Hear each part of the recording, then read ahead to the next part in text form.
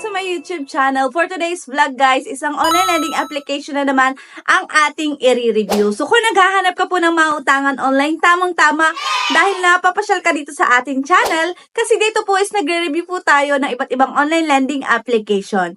And guys, lagi ko nga rin po pinapaalala sa bawat video na ginagawa ko na wag po tayo basta-basta maglo-loan agad-agad o magda-download agad-agad.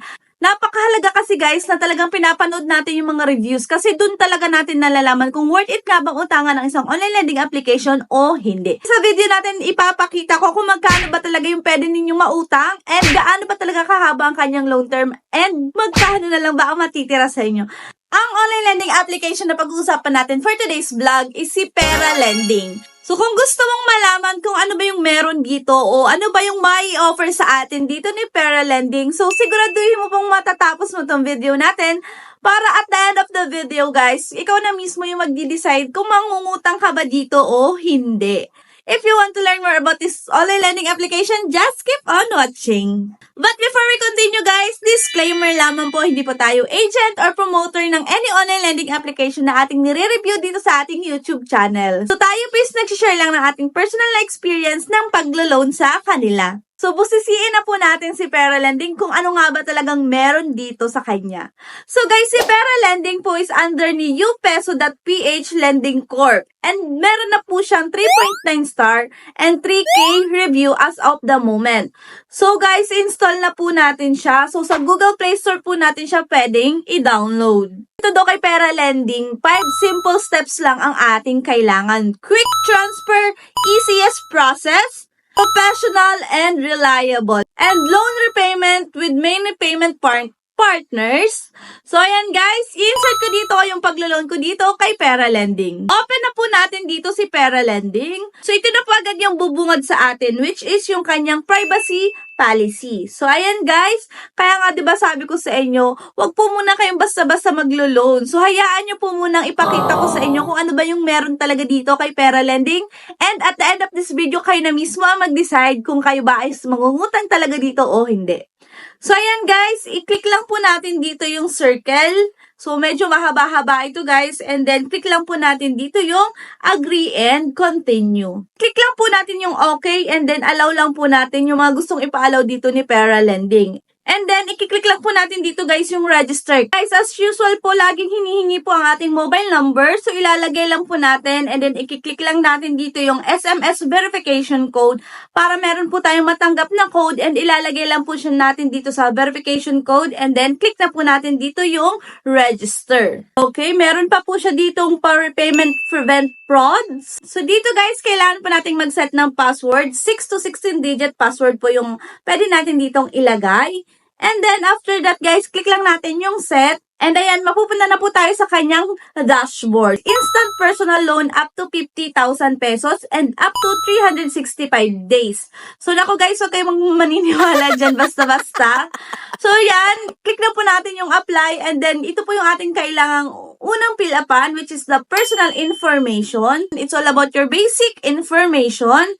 And then, after that is the residence information. So, yan, guys, kung saan po ba tayo nakatira. After that is yung atin na pong work informations. And andito na rin guys yung kanyang emergency contact. So, narito na po sa work information. So, dito na po natin siya pipilapan at ang ating pong emergency contact na kailangang ilagay is 3.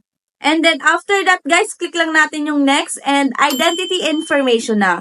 So, narito po yung mga valid ID, TIN, passport, UMID, SSS card, PRC, driver's license, pag-ibig, GSIS ID, voters ID, PSN, and postal ID.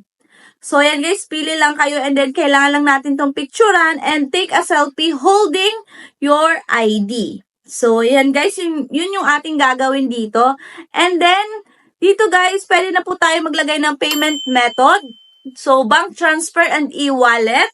Pwede po dito ang GCash, Paymaya, Coins, and GrabPay. So, yun guys. So, kalimitan naman, GCash talaga yung ginagamit natin, no? So, GCash na lang guys. And then, lagay lang natin dito yung ating number. And then, click na po natin dito yung submit.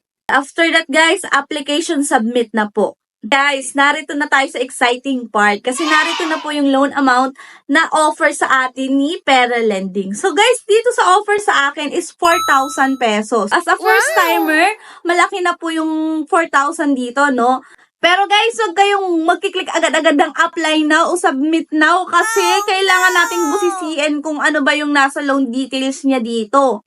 So, ayan guys, ang loan term niya talaga is 7 days lamang po. So, yung 365 days is charot-charot lang ni Pera Lending. And ang kanyang service fee is umaabot po ng 1,680 pesos. And meron pa po siyang withdrawal service fee na 50 pesos. Kaya guys, dun sa 4,000 pesos, ang marireceive na lang po natin is 2,270 pesos. Kaya nga guys, kailangan natin talagang busisiin kung ano yung meron dito, di ba?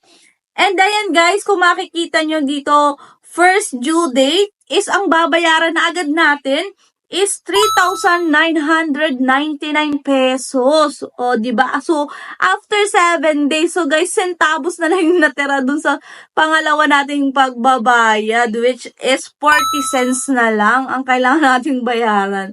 Guys, yun yung meron dito kay Pera Lending. Kung kayo ba, uutang ba kayo dito? Alam ko, hindi rin kayo dito uutang, di ba? Kasi, hindi siya worth it utangan. And, 7 days lang yung kanyang loan term. So, talaga namang para sa akin, it's a no-no, diba? Kaya kung may makikita man kayo guys, ads about kay Pera Lending, so ngayon, alam mo na kung anong meron sa kanya, diba? So, hindi na po tayo mangungutang dito.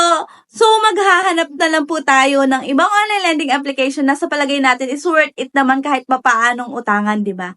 So, yun lang yung meron dito guys kay Pera Lending. So, guys, kung hindi ka pa po nakasubscribe sa ating YouTube channel, mag-subscribe ka na, i-like mo na tong video, and mag-comment ka na rin sa comment section. And syempre, i-hit mo na rin po yung notification bell para maging updated ka sa mga bagong uploads ko. So, yun lang guys. So, bye-bye! And thank you for watching. See you on my next vlog!